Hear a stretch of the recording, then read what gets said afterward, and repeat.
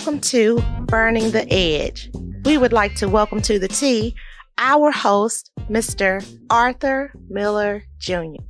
Thank you for listening to the Burning the Edge podcast. And we're going to also speak with fellow APT player by the name of Aundra Miller. So we want to bring to the T Mr. Aundra Miller here. He ain't related to me, but he got the same last name. We play golf together every Sunday pretty much, and we also play together on the APT tour. This is first year playing on the amateur tour. What's going on with you, Dre? Not a whole lot, man. Not a whole lot. I'm kind of excited, but nervous to do this little talk thing with you. I really ain't no big talker. And I like to talk smack, but I really ain't no big talker, but we gonna try it. Yeah, that's what I'm about to say now. Hold up, all this smack you be talking. You talking about you ain't no big talker. Okay. It's all right. It ain't nothing. It's just regular conversation. That's all. I got you. Let me start with this, man, because I ain't never asked you, how did you get to the game of golf, man?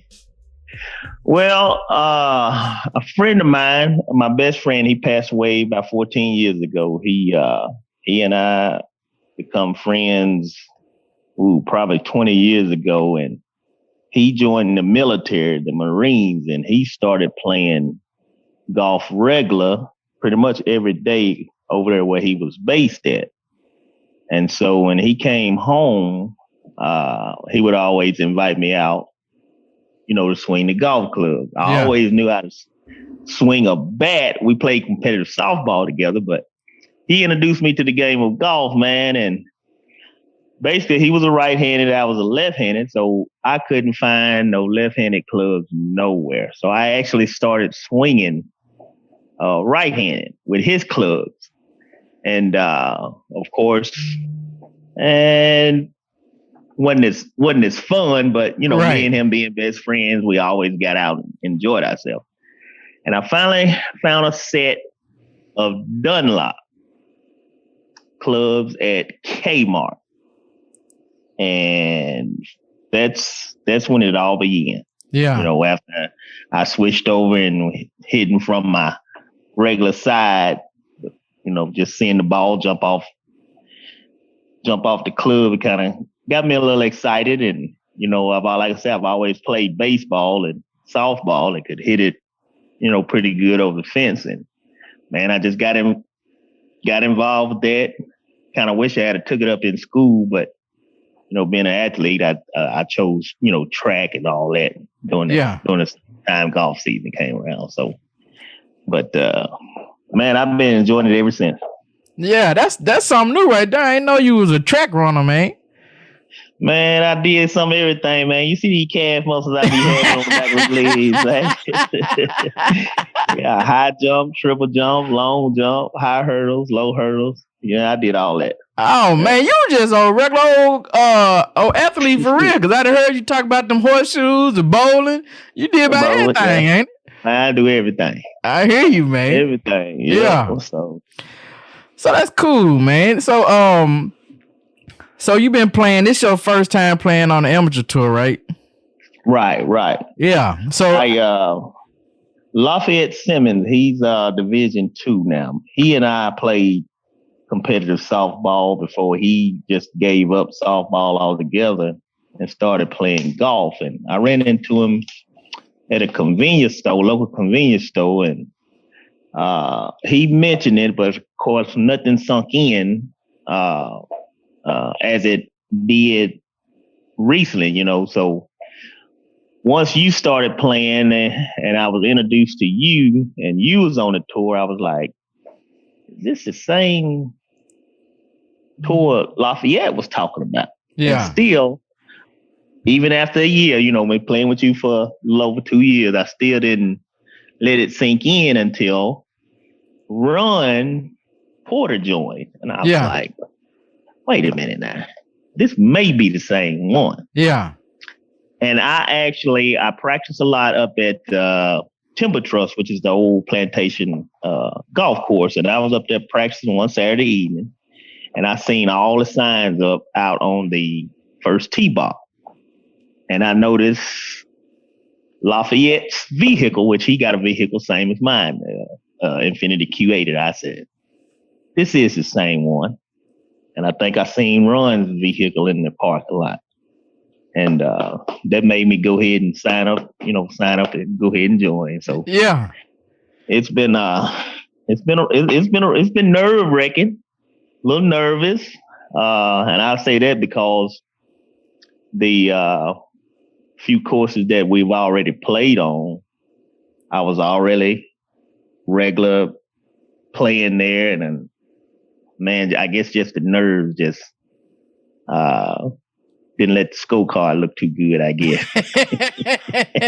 Hey, I've been trying to tell y'all that tournament golf is something different than playing together on Sundays or playing with your hey, that tournament golf is something different.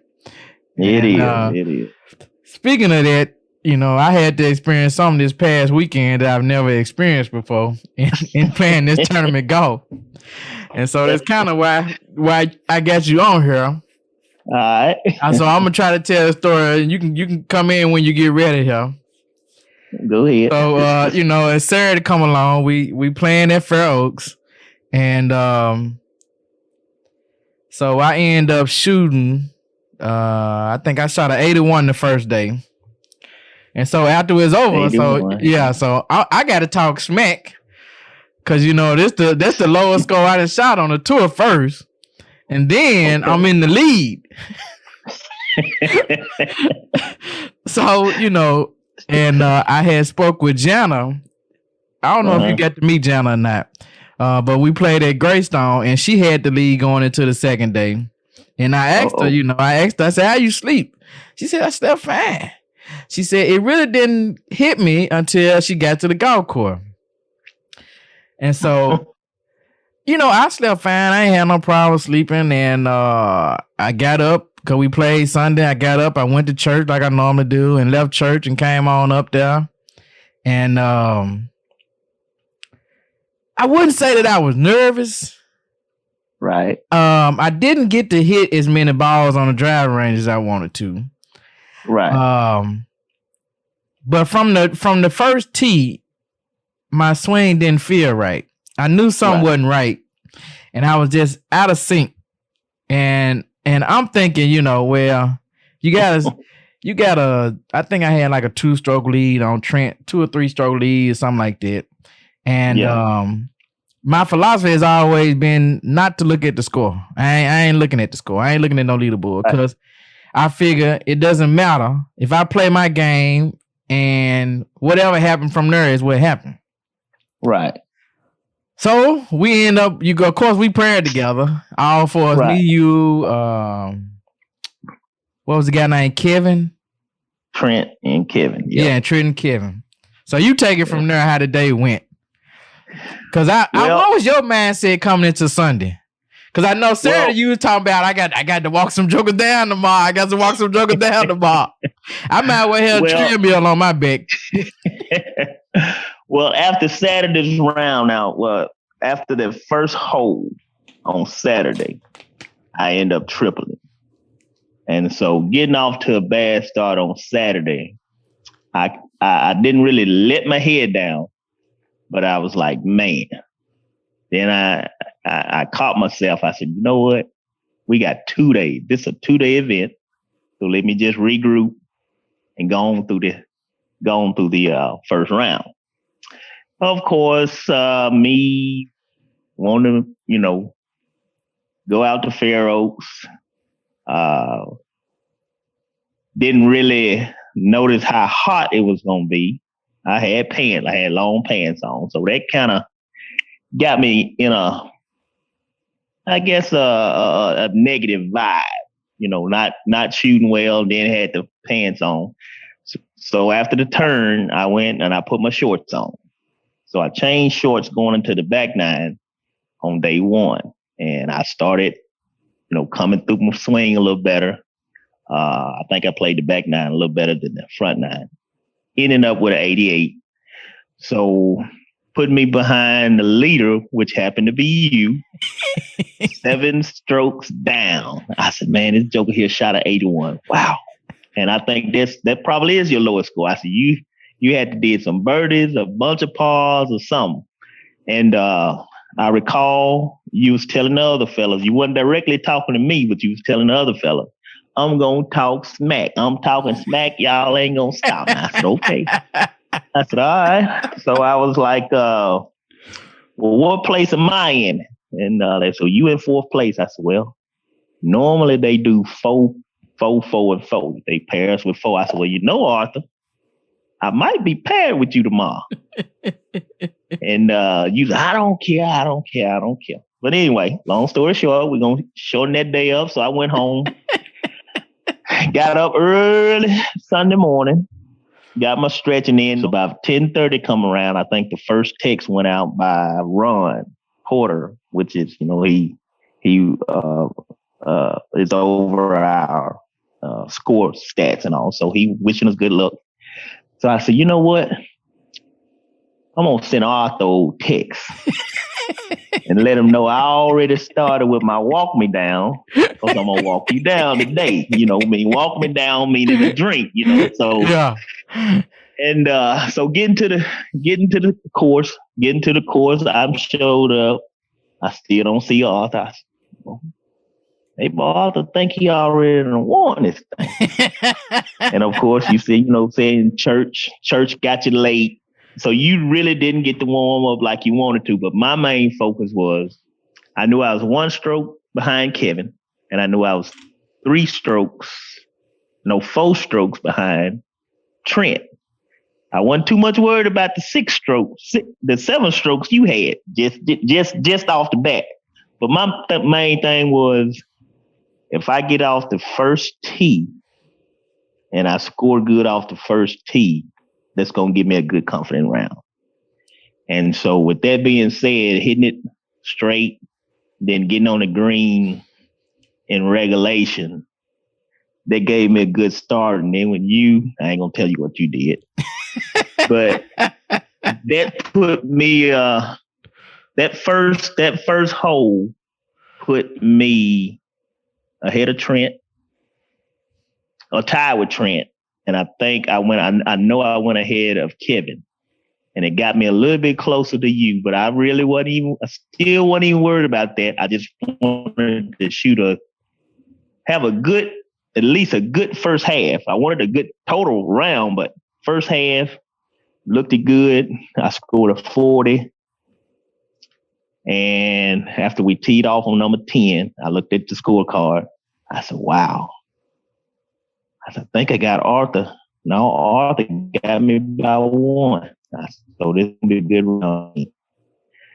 And of course, hole number 10, hole number 11 put me back 6 strokes, I think. And then I think from that point on, you end up with a couple bad holes. So we kept going back and forth with point wise. I kept it in my head. I'm like, okay, he got this, I got that. So getting to the 17 tee box, I just wanted to know where I stood. I knew you had the lead, or in my head, I said, I know you got the lead. I at least want to score low here out at Farrows and at least come in second place. I had second place in my head coming off the 16th and 17th tee box. And of course, like you said, you don't like to keep up with the score and all that, but in the leaderboard. But man, I tell you, when we got off the 18th tee and they revealed what the score was, man, I was thrilled. I was shocked. And hey, tell you what, it was a great feeling. It was a great feeling just to finally get one on tour on one of our home courses that we basically play on regular. So getting that win, it motivated me to go back to my practice routine, which I like to practice putting and chipping constantly, because those are my scoring zones. And being a member out of Cherokee Valley for a year and a half, man, I really got good with my chipping, and that's one of the main things I will be focusing on doing the rest of this APT tour. So I don't hit it long off the drive. But if I can get it to anywhere around the green in chipping range, I got confidence in that. So, yeah, I can say for sure that you are probably, I would probably say you are probably the best consistent chipper in our group. I mean, I know it's really no question about that. You know, you might not hit it as long as I told them cats yesterday. Sunday. You know, like as far as some of them cats hit it, I ain't got no business competing with them jokers. That's just real talk. You know, them jokers hitting they 3 woods, 250. Hey, yeah. I don't get my drive out there through 250 sometimes, you know. So, you know, like I told them, you know, I ain't got no business competing because they can reach most of the par 5s in 2. I very rarely even get close to reaching it in 2, you know. And but so, you know, Fair Oaks, you know, you got me, you walked me down, you know, we got to the 18 tee box. Really what I should have done I sort of knew where we were in my head a little bit, but on 17, once I got that bogey, I was like, I don't know. And going to the 18 tee box, my swing was jacked up all day, but I hadn't hit it left. Everything I was hitting was coming back right. Wow. So yeah. I'm thinking, ain't no way I'm hitting in this water that's 50 yards away. I didn't even, I never thought about the water, really. You know what I was thinking about was those hills. I said, well, let me try to get it close to the fairway. If I end up on top of one of them hills, then I'm cool. Even if I end up on number 10 fairway, I'm cool because I still got a shot to the green or whatever. Right. I never even thought that I would go anywhere at that gone water, man. I wouldn't imagine you went that way either. No, I know it. I mean, really, you could have gave me. I could have been every dime I had ever made in my life. I'd have said, "Nah, I ain't going that water now. I might go a lot of places, but that water right there, I'm not going in." Right. Sure enough, I end up in the water. And I know we was teasing you about the score. I mean, I think one of the other gentlemen wanted to know where he stood, and yeah. I think Trent was kind of picking at you. Yeah. Couple tee boxes. Yeah. I think it was just because he may have been down a few strokes, but man, I would have never. In my mind, I was like, okay, me and Arthur gonna come in first and second. And man, when you hooked it, it looked like you kind of got a little upset with Trent before you swung, and I was like, oh Lord. I said, well, you know what? I ain't finna give too many practice swings. I'm gonna have to go and get this down the middle. Yeah. Because it may give me a couple strokes. Yeah. It's a couple strokes closer. And it did. But yeah. You know, so I hit it in the water, so I'm hitting 3. I hit a decent shot down there. Yep. And I was sitting like 129, and I didn't really pay attention to the wind a whole lot. But I'm thinking, okay, just let me get it up here on the green. And I ain't been hitting it nowhere near as the distance I've been hitting all day. Man, I hit my iron shot, and that probably was the best iron shot I done hit all day. And that mug went to the back edge of the green. I was like, you son of a biscuit. You son of a biscuit. Yeah. Well, when you hit it and you made it to the green, I think I hit my second shot before you hit your fourth shot. Yeah. And mine sliced just a little bit right before the green. But still in my head, I was not even thinking that you was already 2 strokes ahead of me. I was like, dog, this joker on the green. Yeah. I'm thinking this joker is on the green in 2. I'm still thinking it in my head. So, of course, with my chipping, I chipped it short. I said, oh, Lord. You sure did. I was surprised. Oh, I was Lord. surprised. I really was. And then you putted Yep. And you put it and left it long. Short. Left it way short. Yep. At least about. Still not thinking. I was up 2 strokes. I still wasn't thinking. And then I put it, missed it, and I came back and made the bogey. And I really walked off the green like I was at least in second place the whole time. At least second. I'm thinking, okay. So I make the first putt, and I'm still like 15 feet short at least. Second putt, I just want to get it down there and let me make this third putt for triple. Right. And I made the putt for triple, of course. It didn't matter if I made it or not. I still was gonna get a triple on the hole. Right. And I'm thinking, okay, best scenario, we tied. Worst case scenario, I done lost or whatever. Right. And I really was thinking, hey, if I lost, hey, I deserve to lose because I played like doo-doo. I didn't have it at all. I was all the way out of sync. Yeah. I couldn't get my body going at all. All. I was all arms all day. Coming over the top, everything. And it's just what it was, But I had to congratulate you, man. You walked me down. I put the treadmill on and you walked that mug. And and you know what? I said I wasn't gonna that's not happening again. I said I'm gonna know where I stand. And that was something I did different Sunday. Usually I don't never look at when we playing, I don't never look at the scoreboard because it ain't really that big a deal. But I looked at it Sunday, and I think we was on hole like 15. And Rico was plus 12 going to 18. And I was already plus 12. And I said, well, if you par out, if nothing else, you tie for second.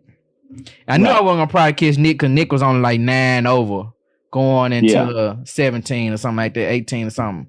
He was going into 17, So, but I end up I parred all the holes. I bogeyed the last hole, so that got me to 13 or whatever. And Rico ended up doubling, I think 18. 18. Yeah, he doubled 18, and I ended up bogeying it. So that got me second. You got or second whatever. place. Second place. Okay. Yeah. So that's why but for now on, I know that I can put that pressure on me, and I can look at the scoreboard and say, hey, okay, this is where you are. This is what you need to do. And I just, my mind always has been, you just play. You don't worry about what the score is. But at the same time, I think if I had known that I had a 2-stroke lead on you, 10 off on 18, I think I would have probably, I could have hit my hybrid or either iron and got out there to the fairway or close to it. And I could have bogeyed and I'm still winning, Still winning. Yeah. But so at least going into your last, even they do it in the pros. Okay, what do I need? Yeah. How far am I behind? Yeah. Because in a lot of situations, hey, I can't lay up. I got to go for it. Right. So it is because if you don't, then guess what? The audience or whoever gonna be saying, man, why you didn't go for it? Why you lay up? Yeah. So that's why I wanted to know how far was I off second place, not even considered catching you. Yeah. And unfortunately, the results was what it was, Yeah. But it's all good. It's all fun, like I love this game, man. I know some cats take it super serious or whatever. And don't get me wrong, I take it serious enough to put in the time into it and the practice and the effort. Right. But I don't take it serious. Well, don't get me, because I get frustrated on the course, just like anybody else, because you know what you're capable of. And when you don't perform to that level, it's like, okay, like something ain't right. You got to figure out what's going on, Right. And that's the frustrating part with golf sometimes. Like when you don't hit the shots that you know you are capable of hitting, and then, it's like, how do I fix it? And that's something else too that I really want to work on, where I have a go-to, a drill or something I can do on the tee that I know I can go to fix or to help me get back in sync or whatever going on or whatever. Right. I have to say about you though, like that, your short game is on point all the time. And like I told folks, who I can't remember who I was talking to, but if my putter had not have been working Sunday, I'd have lost by more than that. Cause shoot. I'm talking about when we played at Fair Oak. If my putter had not been working, shoot, I'd have been over 100, no doubt in my mind. Cause I couldn't do nothing else. Right. Well, you ain't gonna believe it, but what put me behind this past Sunday is I decided to putt instead of chip. Nah, you lying. Oh man, I did that on Dre. At least 5 holes. I did that. Come on, at least 5. Got me bogeys and double bogeys. Why would you do that, man? I have no idea. I didn't trust it on one of them.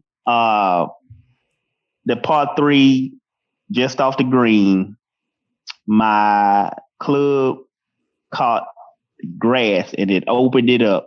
And I swear my chip went probably 20 yards left of the flag, which the flag wasn't no more than 10 yards in front of me. Yeah. And it caught. And I think what it did, I ended up looking up, but man, so I put it down. After that, I put it down, didn't trust it no more. And I went to my putter, and my putter, I just wasn't following through with my putter, off the friend. So yeah. That probably was 5 strokes, probably more than that. All you got to do is ask Robert. I don't know if Robert and Rico was laughing at me like, why ain't he chipping? Why ain't he chipping? Why has he got his putter out? Yeah. But that was the decision I made. I don't know if I made it because it was wet. I don't know. Yeah. But it wasn't a good decision, and I know it. But that won't happen again. I promise you. You know what? And something I said to myself, like, and I've seen it happen to professionals. I've seen it happen to us on the course. Right. I said, I'm not making adjustments in the middle of a round. Right. You know what I mean? So like if all my shots, like if Fair Oaks were turning right, I'm not going to make a major adjustment to try to force it to go left, because I feel like as soon as you do that, you overcorrecting and it's going to go way left. And then now you got a two-way miss, because now you missing the way left. And then if you go back to what you was doing, you missing the way. So it's like, okay, just play whatever it is and just go from one, which Fair Oaks is fairly open. It's open, yeah. Yeah, and it's a few holes that you can't go right on, like those par 5s on the back. You can't go right on those, but for the most part, it's open, and you don't really have to worry about a whole lot of trouble. There's some houses on a couple of holes that's off to the right or whatever, but other than that, you don't have to worry about a whole lot. But I said in the middle round, I won't do no overcorrecting, because as soon as you do that, to me, it seems like when I have done it before, it goes haywire. And then I got a two-way miss because I'm missing left and I'm missing right. And, Right. Yeah. And we all been playing with each other the last couple of years. We know, y'all know when I'm off. I can tell when you off. Yeah. Oh, man, that ain't like Arthur. Oh, man, that ain't like Nick. Yeah. That ain't like Dre. That ain't like Robert, so we know. But, of course, with us being so competitive. Yeah.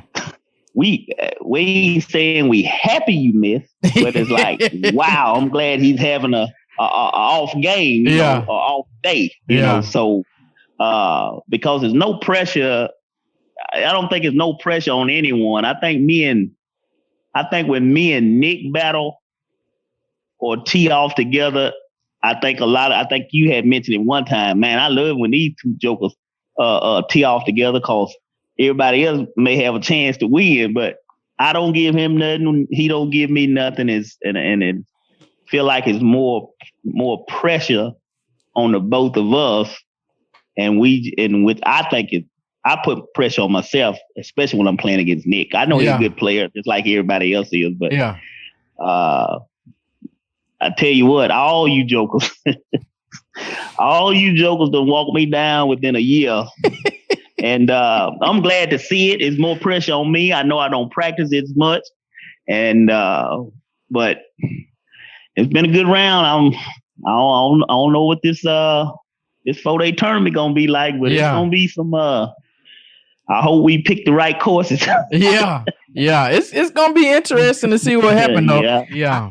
But joining the tour, man, is and getting this win, I promise you, it is making me think about my shots, where I need to be, and it's gonna definitely make me tighten up on my at least my putting and my chipping. Yeah.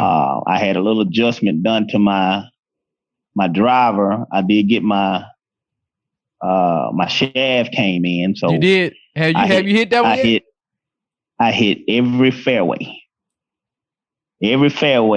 on Sunday. Yeah. Every fairway. So I'm good. Even with the wet conditions on my irons, I kind of fatted a couple of them. I got it in the range that I needed.